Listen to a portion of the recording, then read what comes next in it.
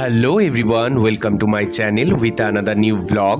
তো আজ বেরিয়ে পড়েছি হালিশহর থেকে, প্রায় বেলা 12টা বাজে। তো যেতে হবে অনেকটাই দূর, সেটা হচ্ছে গিয়ে আজ আমার ফাইনাল ডেস্টিনেশন হাওড়া ময়দান। তো আমি অনেকবারই হচ্ছে গিয়ে স্টেজে ডান্স পারফর্ম তো করেছি, কিন্তু কোনোদিন ডান্সের জাজমেন্ট করার দায়িত্ব পাইনি। তো আজ যাচ্ছি সেখানেই একটা বড় দায়িত্ব পালন করতে। আজ আমি ওখানে জাজ হয়ে যাচ্ছি। তো তার জন্য থ্যাংক ইউ অভিরূপদাকে। অভিরূপদা আমাকে এই দায়িত্বটা দিয়েছে। তো দমদম মেট্রো করে এখন যাব স্প্ল্যানেট। তো স্প্ল্যানেটের থেকে আমরা যাব ওখান থেকে মেট্রো চেঞ্জ করে হাওড়া ময়দান।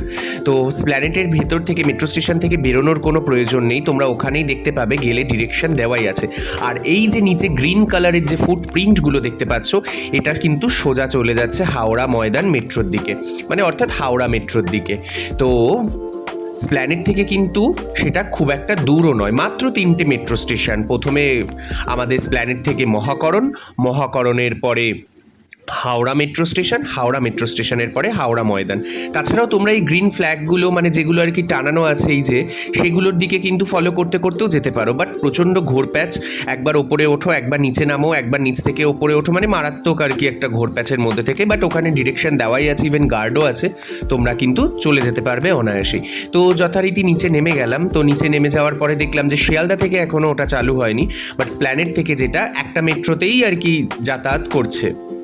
তো চলো আজ তোমাদের নিয়ে যাব আন্ডার ওয়াটার মেট্রোতে। আমিও যাই, তোমরাও আমার সাথে সাথে ঘোরো। এই যে এটা হচ্ছে গিয়ে মেট্রোর 4টা।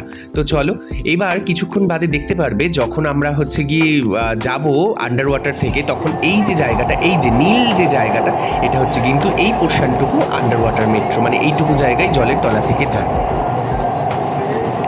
তো তোমরা কারা কারা এই আন্ডার ওয়াটার মেট্রো চড়নি বা চড়েছো, তোমাদের এক্সপিরিয়েন্স কীরকম আমাকে কিন্তু কমেন্টে এটা অবশ্যই জানিও।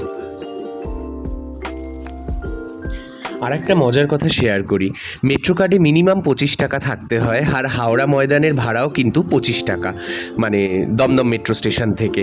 তো আমার মেট্রো কার্ডে মাত্র ছিল 27 টাকা। তো ভাগ্যিস মানে ছিল, না হলে সেই দিন মেট্রো স্টেশনে এতটাই আর কি টিকিট কাউন্টারে লাইন পড়েছিল বলার মতো না। তো দেখতে দেখতে পৌঁছে গেছি আমি এখন হাওড়া ময়দান স্টেশন।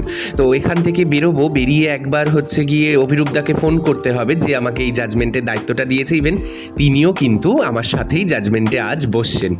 তো এখান থেকে এক্সিট করলাম।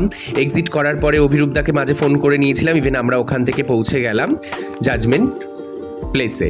তো এবার একে একে সব নৃত্যশিল্পীরা মানে শুরুও করে দিয়েছিল তাদের পারফর্ম করা, বিকজ তাড়াতাড়ি না শুরু করলে তাড়াতাড়ি শেষ করতে পারবো না। সেদিনকে ছিল 34 ক্যান্ডিডেটস। তো একে একে শুরু হলো এবং অনেকটাই সময় লাগবে। প্রত্যেককে যদি 5 মিনিট করেও সময় দেওয়া হয় তাহলেও অনেকটা সময় লাগবে, আর ইভেন আমাদেরকে সেটা শেষ করে ফিরতেও হবে। তো চলো তোমরাও দেখো। আচ্ছা, ক্যান্ডিডেটসদের মধ্যে এই মেয়েটি, যেই মেয়েটির নাচ তোমরা এখন দেখছো, এই মেয়েটির নাচ কিন্তু আমার ভীষণ ভালো লেগেছিল। আর সবারই মোটামুটি প্রায় না একই গান দেখেছিলাম ফোক কম্পিটিশনের জন্য, ওরা ফোক ডান্সের কম্পিটিশনের জন্য চুজ করেছিল, যদিও সেদিন ছিল ফোক ডান্সের ওপরে বেস করে কম্পিটিশনটা। তো তোমরা দেখো, এনজয় করো একে একে সব কন্টেস্টেন্টের ডান্স। ইভেন আমাকে জানিও যে তোমাদের কাদের মুভমেন্টসগুলো ভালো লাগলো। মিউজিকটা সবার দিতে পারলাম না এই কারণে, কারণ জানোই তো কপিরাইট ক্লেমের একটা বিষয় থাকে। এই মেয়েটি দেখো একটি ডান্স করেছে, ইভেন সেখানটায় ও পুরোপুরি একদম গায়ের নিজেকে কালো করে এনেছে, যদিও গানটাও সেই রকম বেস করাই ছিল। তোমরা জানিও যে কিরকম লাগলো।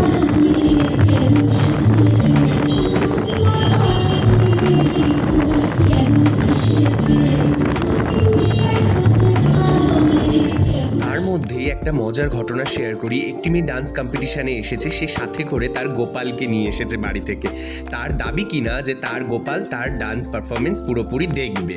এবার মানুষের যেরকমটা বিশ্বাস হয় আর কি, আমরাও ঠিক আছে তাকে বাধা দিইনি। তার গোপাল তার পুরো ডান্স পারফরমেন্স দেখলো, ভালোই পারফর্ম করেছিল। আর এটি কিন্তু একটি মেয়ে যাকে তোমরা এখন পারফর্ম করতে দেখছো, সে ছেলে সেজে এসেছে। যদিও ওখানে পরপর 3 দিন ডান্স কম্পিটিশান ছিল, এই যে অভিরূপদা। তো আমরা বেশ মজা করছিলাম, বেশ এনজয় করছিলাম। আমার জীবনের প্রথম এরকম একটা এক্সপিরিয়েন্স। এই মেয়েটির পারফরমেন্স তো পুরো একদম পাওয়ারফুল, পুরো পাওয়ার প্যাক পারফরমেন্স ছিল। মানে অ্যাজ এ গার্ল ওর এত এনার্জি আর এত সুন্দর সুন্দর মুভমেন্টস, ও মাই গড। আর এই যে যেই লোকটিকে তোমরা দেখতে পাচ্ছ ইয়েলো পাঞ্জাবিতে যাচ্ছেন, ওনার নাম চন্দন দা। ভারী মজার মানুষ, উনি কিন্তু শোটা হোস্ট করছিলেন। তো যাই হোক, আমরা পরপর সব ডান্স পারফরমেন্সগুলো দেখলাম, তাদের মার্কস দিলাম, ইভেন ধীরে ধীরে ডান্স কম্পিটিশনের দিকে এগিয়ে গেলাম।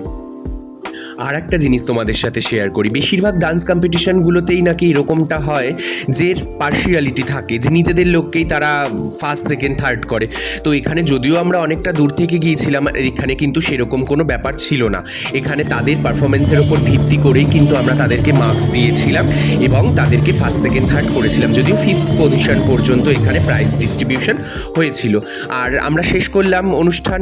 তো ডান্স কম্পিটিশনের পরেও ওখানে প্রাইজ ডিস্ট্রিবিউশন সেরিমনি ছিল, ইভেন আলাদা অনেক রকম প্রোগ্রাম ছিল। তো আমরা আর দেরি করিনি, যেহেতু ফিরতে হবে বাড়িতে অনেকটাই দূর, তো বেরিয়ে পড়েছি ওখান থেকে। তোমরা যারা আমার চ্যানেলটিতে নতুন, লাইক শেয়ার অ্যান্ড সাবস্ক্রাইব কিন্তু অবশ্যই করে দিও। চলো আজকের মতো ভিডিওটা এখানেই শেষ করলাম, দেখা হচ্ছে আবার পরবর্তী ভিডিওতে। টাটা।